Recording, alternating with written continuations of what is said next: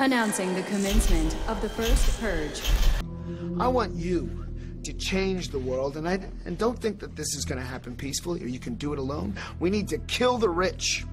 You get out there, you use your weapons, and you rip Washington apart. You hunt down the billionaires, the bank bosses, the CEOs, the scumbags, and the liars, the governors, the lobbyists, the senators, because they're all the same, and you hang them. Just remember all the good the purge does. Good morning, everyone. It is June 3rd, 2018.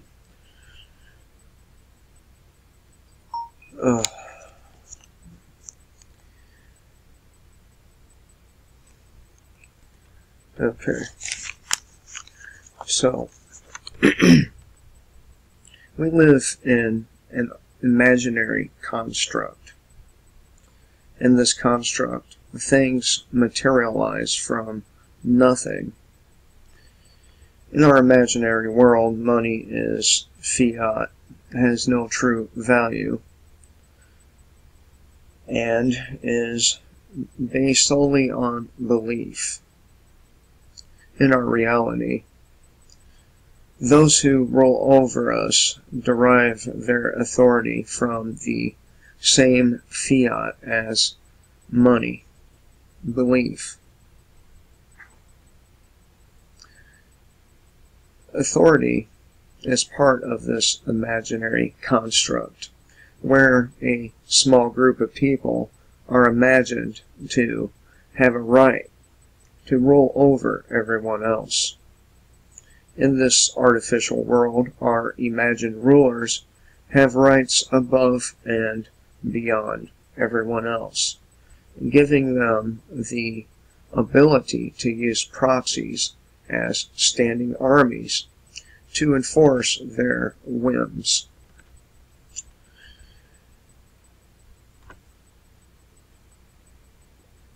Their will is enforced by any and all means necessary.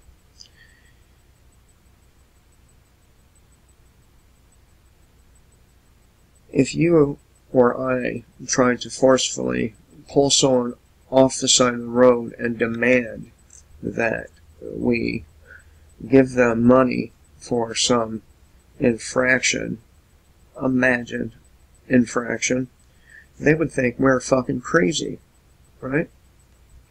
And we would be fucking crazy.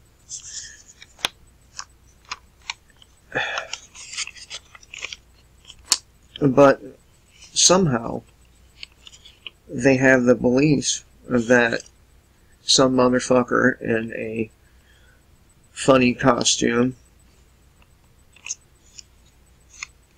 has that right.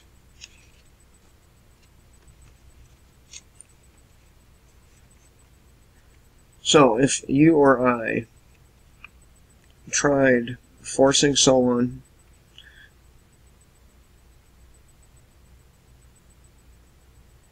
over to the side of the road and demanded they pay a fine for X, Y, or Z, they would resist refusing to pay based on the idea that I don't have that authority. These same people will never question where the authority of the ruling class comes from. This question will never be answered because no one knows where authority comes from.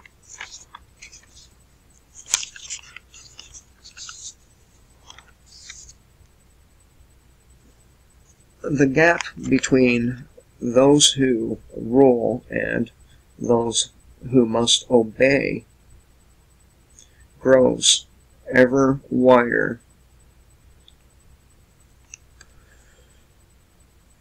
in every possible way.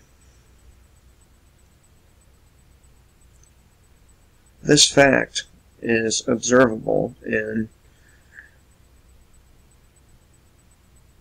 dozens of publications every single day. Now, I'm trying to read my own writing, and I have terrible handwriting. Terrible. Taking notes, but I I don't think it's helping me because I can't even read my own writing. Ain't that a bitch? Okay. A super rich man can rape a small child and face no real retribution from the state. A man trying to make ends meet by supplying demand, selling a plant or any other restricted substance to consenting adults and get years in prison. Now, the enforcement class, they're responsible for forcing the public to follow the rules given to them by the ruling class.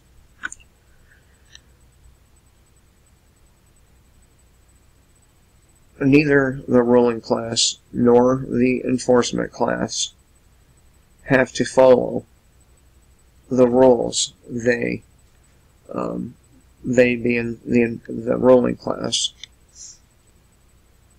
demand everyone else follow. And we see this in publications every day too.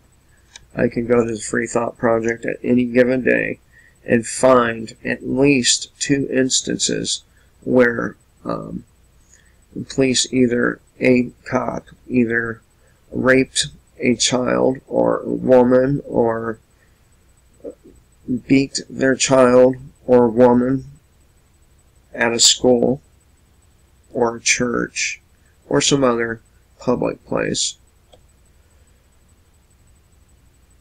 And same thing with the rich pedophiles. How many of them have gotten off simply because they have shitloads of money to throw at their problem?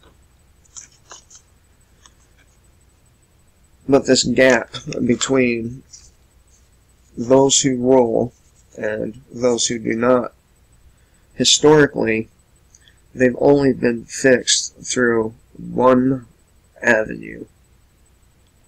One avenue. Violence. Violence has been the only thing to level the playing field between the people and the ruling class or the elites, whatever you want to call them. Violence. But the police themselves, they're in kind of a catch-22.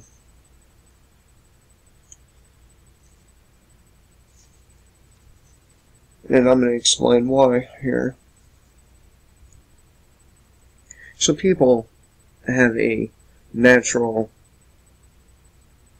propensity to obey authority, while police have arrest authority, fine authority. They still have people above them who they see as authority.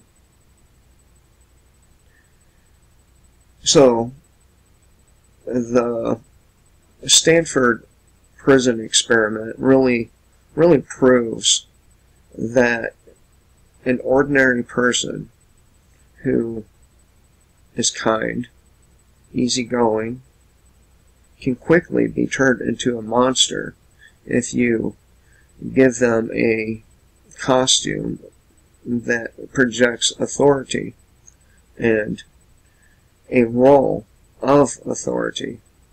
They change very fast. And this experiment, it wasn't the only one of its kind. There are other experiments regarding authority. And those who are given the appearance of authority and the role of authority always end up abusing it. And that proves that humans are incapable of justly ruling over each other.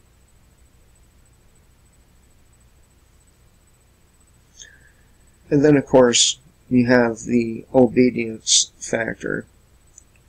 And what was that experiment called? Let me see here. I have it up. Right. Yeah, the Milgram experiment. You know, where Stanley Milgram gave the appearance that that his subjects were giving actors, of course their subjects didn't know they were actors, but they thought they were giving someone electrical shocks, and they increased the electrical shocks every time the individual on the other side would answer the question wrong. Here, it will be easier for me to do the summary here for you.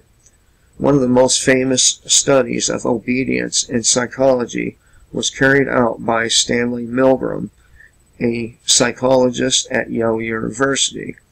He conducted an experiment focusing on the conflict between obedience to authority and personal conscience.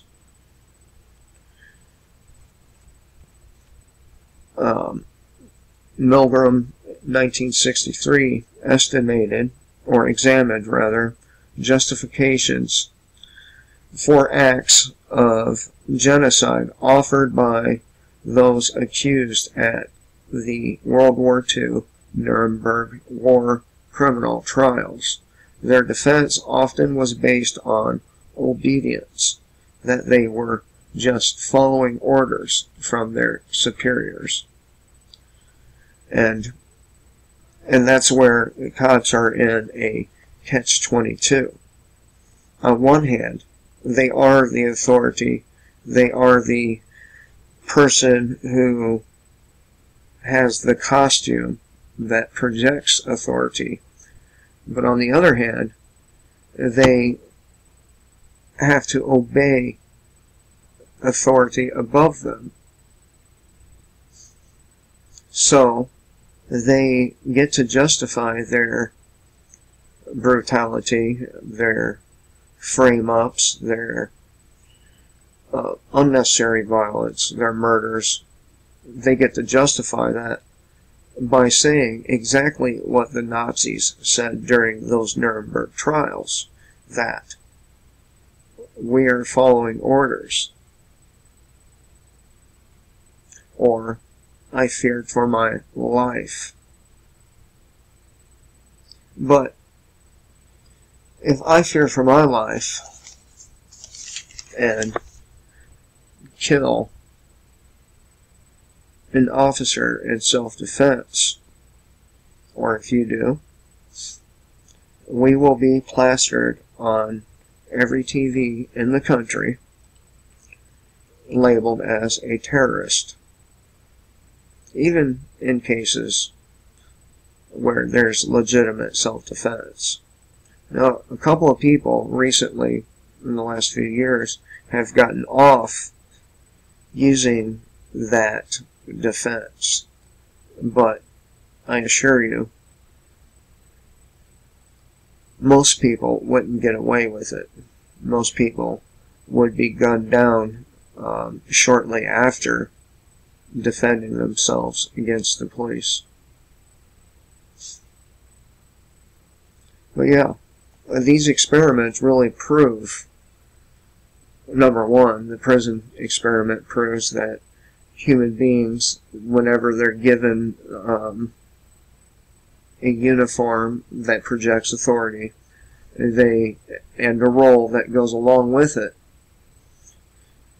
they certainly will abuse it and abuse the people that they're dealing with, just like they did in the prison experiment. It didn't take very long, by the way. Less than 72 hours, and the people in the costumes began acting very authoritarian. And the people that were the prisoners began to behave like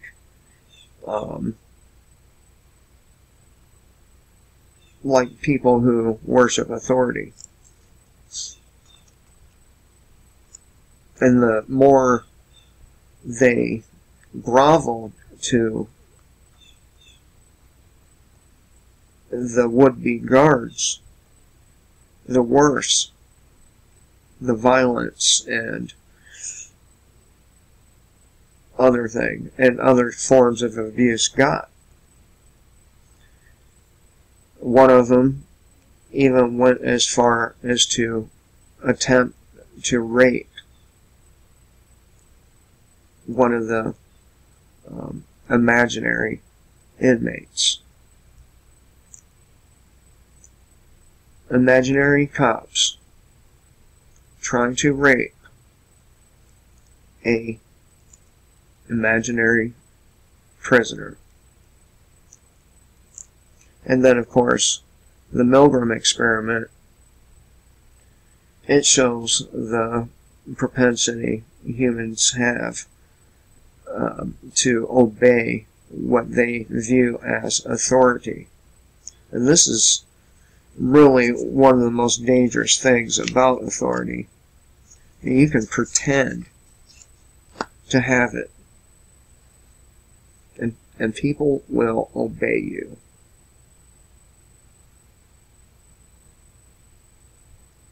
And that's essentially what the ruling class does. They pretend to have authority.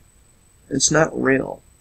Their authority is based on your belief, or, the common individual's belief, that they have a right to rule over everyone else. So, authority in itself isn't real. It is artificial. It is based on belief, just like religion. Anyway, thought I'd have a morning chat with you all. Hope you have a good day. We're going to go and hit some natural water places today. It should be fun. I hope you have fun today too. Until next time, kill the state before the state kills you.